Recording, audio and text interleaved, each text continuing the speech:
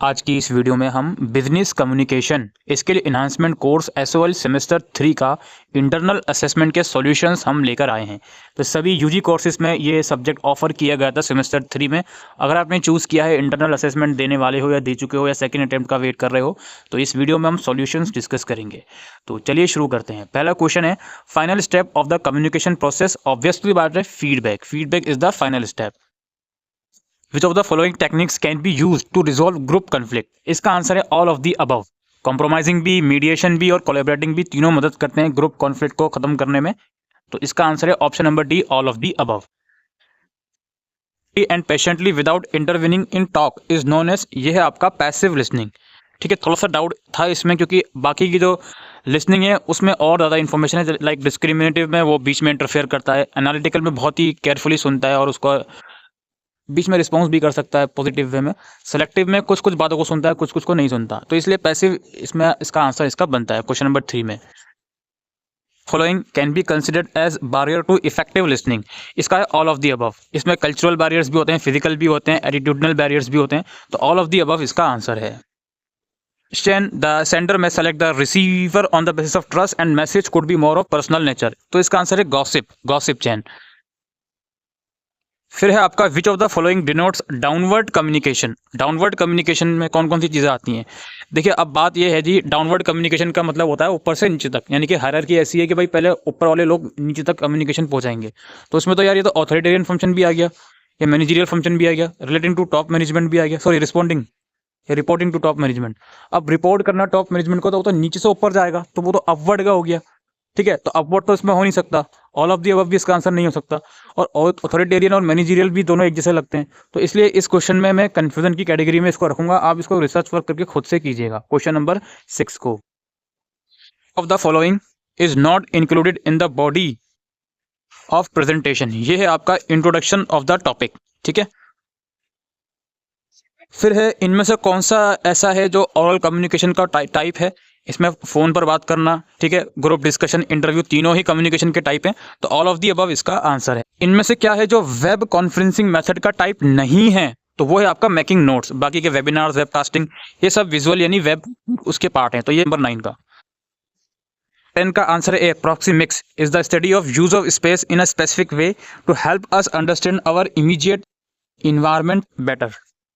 Communication helps in which of the following. तो भाई सभी में मदद करता है ये, चाहे वो डिसीजन मेकिंग हो, इंटर डिपार्टमेंट कोऑर्डिनेशन हो या शेयरिंग ऑफ इन्फॉर्मेशन हो। तो इसका आंसर है ऑल ऑफ दी अबव। जिसमें भी मैंने इस क्वेश्चन में देखा ऑल ऑफ दी अबव, इसका काफी सारे क्वेश्चन का आंसर है। तो मैक्सिमम क्वेश्चन जो पूछे गए हैं इस टाइप के ऑल ऑफ दी अबव करके, तो उसमें काफी इसमें ऑल ऑफ दी अबव ही इसका आंसर निकल रहा है। तो ये देखिए, which of the following can act as linguistic barriers in communication. तो ये use of idioms, cultural specific word, use of figure of speech, ये सारे ही हैं। तो इसका आंसर है all of the above. Is not the type of presentation. इसका आंसर है स्क्रोलिंग प्रेजेंटेशन। है anything that acts as N obstacle to communication, उसको हम बोलते हैं नॉइस। ठीक है, फीडबैक या मीडियम या मैसेज का ये नहीं है, नॉइस इसका आंसर है। नंबर 15 का आंसर है ऑफिस ऑर्डर। इसमें यह है office order like a memo is a format non-interactive download communication and is written regarding employees service condition like taking away some privileges, rights, giving information about new constant। basically office order इसका answer है। जो इसकी अलग अलग features है वो यहाँ पर लिखी हुई हैं, आप इसका स्क्रीनशॉट ले सकते हो। ये क्वेश्चन नंबर 16 थोड़ा कंफ्यूज करने के लिए भी दिया गया है। How many Cs exist in communication through letter writing. भाई कम्युनिकेशन हमें ये बताया जाता है कम्युनिकेशन के 7 सीज होते हैं। अब वो किसी भी मोड के थ्रू कम्युनिकेशन करो आप, तो इसका आंसर 7 ही है। ठीक है, तो इसका आप ऑप्शन नंबर सी करोगे। Stand for horrier model of effective learning, it's interpreting. इसकी बात क्या है? For effective communication be careful in preparing your message is necessary. Which of the following should be the feature of a message. भाई message clear होना चाहिए, complete होना चाहिए, objectivity होनी चाहिए। तो ऑल ऑफ दी अबव इसका आंसर है 18 का डी। इनमें से क्या ऐसी चीज़ है जो रिज्यूमे की हेडिंग नहीं होती? भाई ये है अवेलेबिलिटी। बाकी के 3 हेडिंग में आ सकते हैं। इनमें से क्या एक ऐसी चीज़ है जो अच्छे लिसनर की क्वालिटी नहीं होती, जो असली लिसनर को नहीं बताती? तो भाई ऑब्वियस होता है कंफ्यूज। बाकी की तो है अंडरस्टैंडिंग, ये तो लॉजिक सेंस भी लगा के भी इसको आप सॉल्व कर सकते हो। कंफ्यूज इसका आंसर है। The following are not considered as 7 Cs of communication, it's a colour. ठीक है, कंप्लीट, कंसाइज और क्लियर होते हैं, कलर इसका आंसर है। Enquiries, quotation, orders, acceptance etcetera are the part of routine letter. Okay, routine letter के parts हैं 22। Does D in AIDA stand for? It's a desire. Okay, 23 का begins the communication process. It's a sender who starts sending message, so it's a beginner of a communication process. Wheel network, each member communicate directly with this center figure. It's a wheel network, 25 का wheel. Which of the following are feature of paralanguage? It's all. Voice, volume, pitch. It's a all of the above. इसका answer है। What does U stand for in Hourier model of effective learning? It's understanding. Option number C. One form of conflict that occurs within a team और a group, ये within a team है तो इसका answer है intra group. Okay, intra group. अगर 29 question है दोस्तों, under dash structure people at all level supervise and administer the group lower to them by sending instruction and receiving reports, request etcetera. It's a line structure. 29 का है line. Which of the following are a role of a group leader? इसमें all of the above है। Planning the meeting and preparing the agenda, moderate the meeting, help in summarizing everyone views। तो all of the above इसका answer है 30 का। इनका मैं answer आपको देने जा रहा हूँ। इसमें बेसिकली ये बताया जा रहा है कि मोस्ट ऑर्गेनाइजेशन के अंदर पिरामिड स्ट्रक्चर होता है, जिसमें बहुत ही कम लोग होते हैं टॉप लेवल पर और बाकी के जो सारे लोग होते हैं वो थोड़ा नीचे लेवल के होते हैं। तो इससे होता क्या है, जो सबऑर्डिनेट होते हैं वो सारी इन्फॉर्मेशन भेजते हैं टॉप लेवल पर। अब चूंकि टॉप लेवल पर बहुत कम लोग होते हैं तो इसके लिए टॉप लेवल वाले लोगों को मुश्किल हो जाता है रिस्पॉन्ड करने में। तो इसको क्या कहा जाता है इस सिचुएशन को? तो इसको मैंने बोला है इन्फॉर्मेशनल ओवरलोड।